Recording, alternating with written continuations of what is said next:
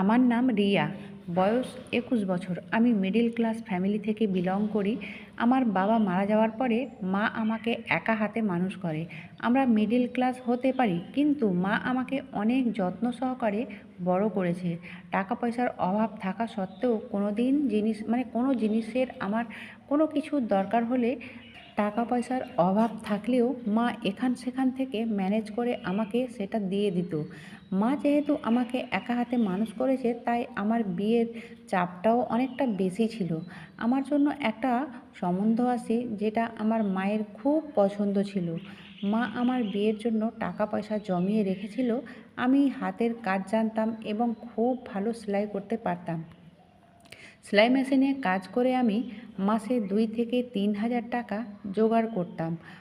সেই টাকাগুলো আমি জমিয়ে রেখেছিলাম আমার বিয়ের জন্য, কারণ জানতাম মা আমার